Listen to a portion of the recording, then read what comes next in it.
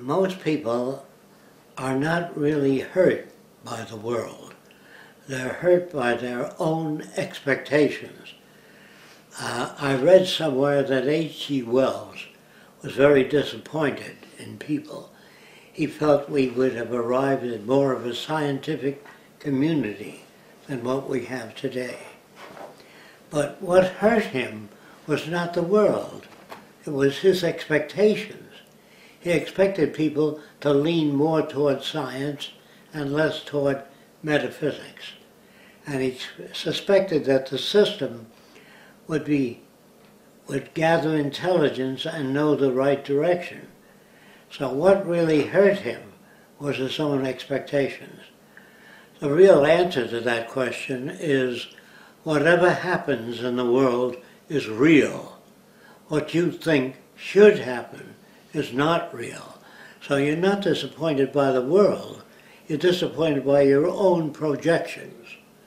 If you meet a person, you say, that's a wonderful person, and they turn out to be different than you suspected, you get mad and you say, she isn't that wonderful, or he isn't that wonderful, and it's your own projections that you're mad at. The right way to look at a person is, I don't know enough about them to make a judgment. And in time, when you make a judgment, you say, up to now, they appear to be so-so.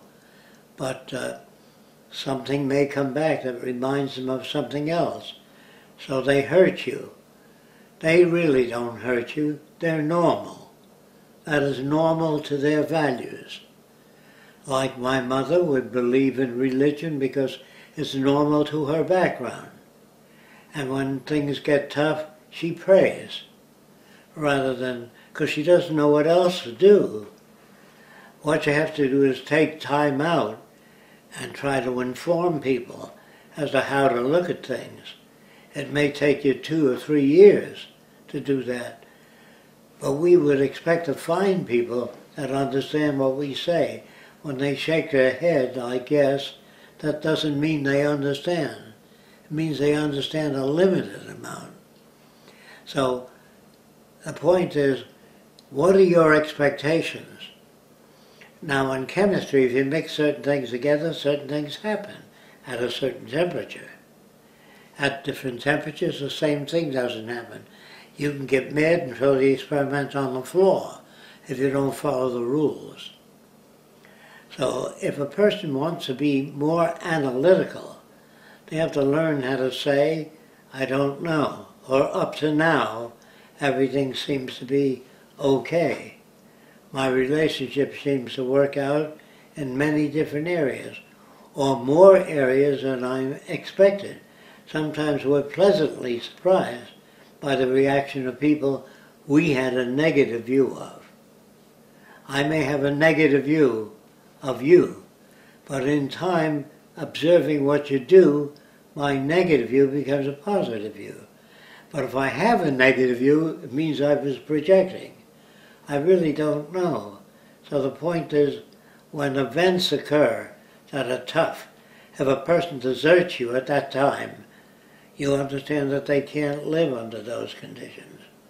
They're not bad people, they revert back to their conditioning.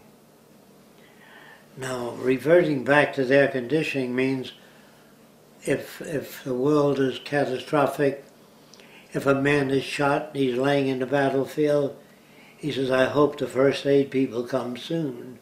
I don't feel very good. If they don't come soon, he says, where the hell are they? He expected them to come sooner, but they come as soon as they can come, whatever that is. And if you can't take it, you can swear all you want to.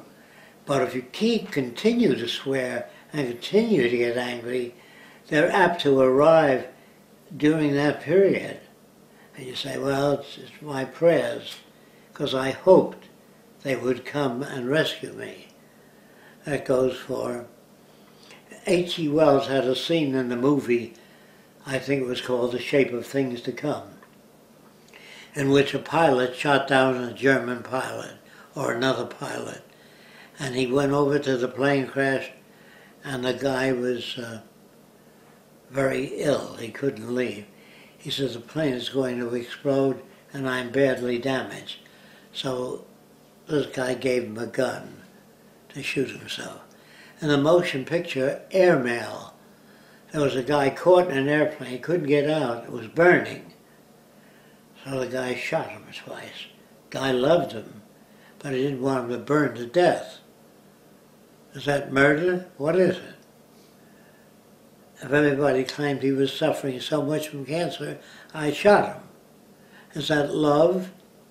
How do you talk about love? Do you know what I mean? If a person is suffering from cancer, he says, please, take my life. The doctor says, I can live 3 months with this condition. And you hear him crying out, suffering, and you shoot him. Are you a murderer? Are you kind? All those words are very difficult to deal with. It depends on the situation, depends on how attached you are to the person. If you don't give a damn about their suffering, you know what I mean? So people begged certain doctors to take their lives. They were suffering too much. It was too much on their family. They didn't have a bank account to pay for this medical condition that they were under. And they said, please end my life because the pain is unbearable.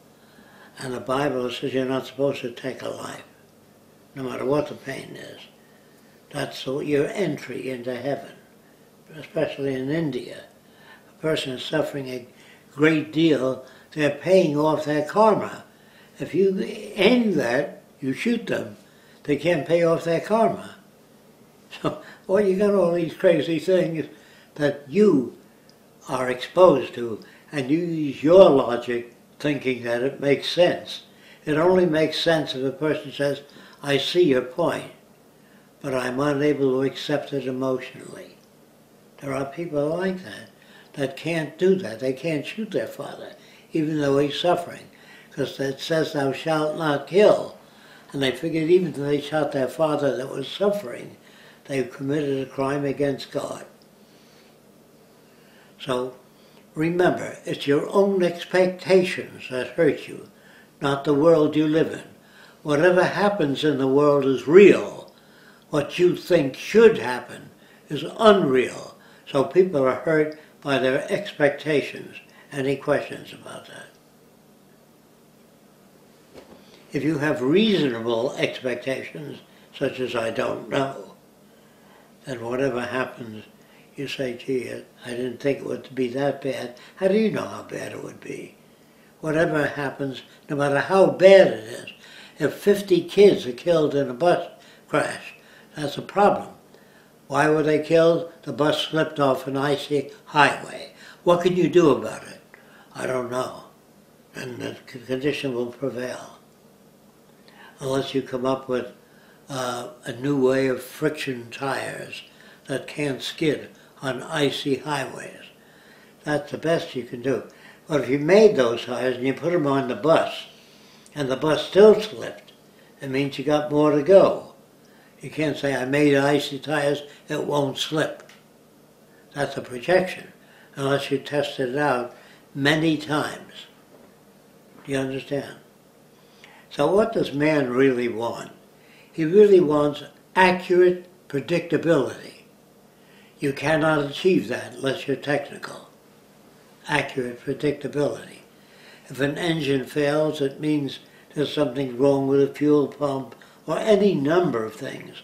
If you can't attend to those things, then the probability is that at some time or other the engine will fail.